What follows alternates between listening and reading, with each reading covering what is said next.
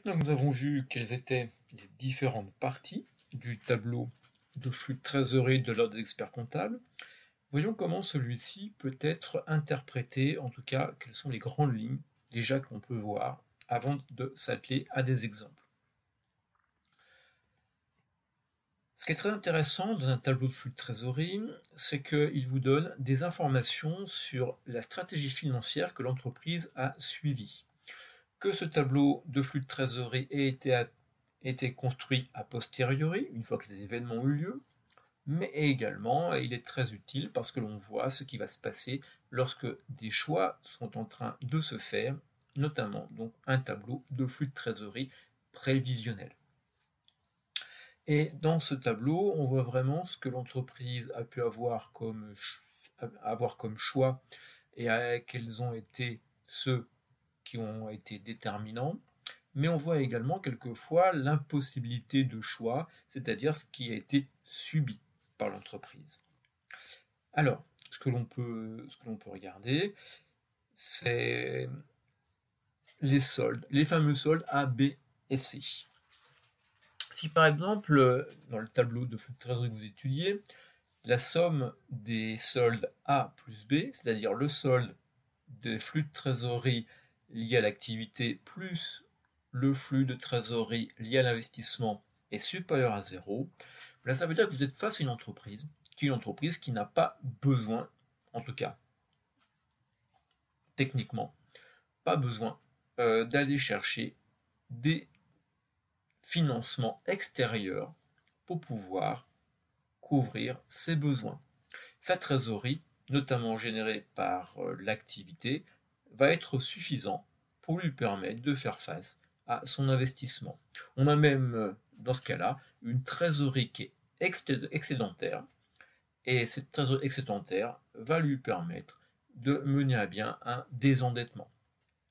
Là, il est intéressant donc d'avoir des tableaux de flux de trésorerie sur plusieurs années où ainsi vous constaterez l'évolution des différents soldes et des politiques menées. Deuxième situation qui peut se rencontrer, les soldes A plus B représentent un total égal à 0 ou en tout cas très très proche de 0. Ça veut dire que les investissements de l'entreprise sont financés strictement par l'autofinancement généré par l'activité. On a juste assez de trésorerie qui est générée par cette activité. Ça permet de faire face à l'investissement de l'entreprise. Par contre, ça veut dire que derrière, elle n'a pas de marge de manœuvre. Du côté du tableau des flux liés au financement, eh bien là, il n'y a pas de désendettement possible. On est vraiment trop juste. Donc la situation à suivre, elle n'est pas inquiétante encore, mais une vigilance néanmoins est nécessaire. Troisième cas, vous êtes avec un solde A plus B qui est négatif. Eh bien là, vous êtes face à une entreprise pour laquelle les flux de trésorerie générés par l'activité sont insuffisants pour faire face aux besoins de trésorerie d'investissement.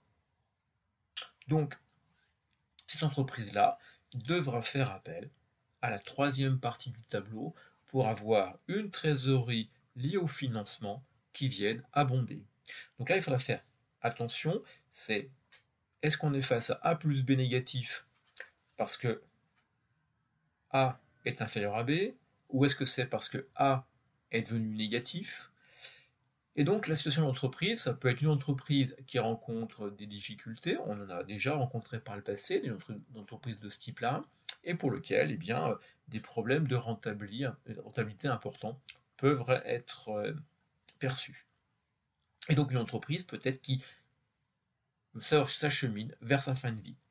Un autre cas, ça peut être une entreprise qui est une start-up, qui donc a une croissance galopante, mais qui demande à couvrir beaucoup de besoins en fonds de roulement d'exploitation nouveaux.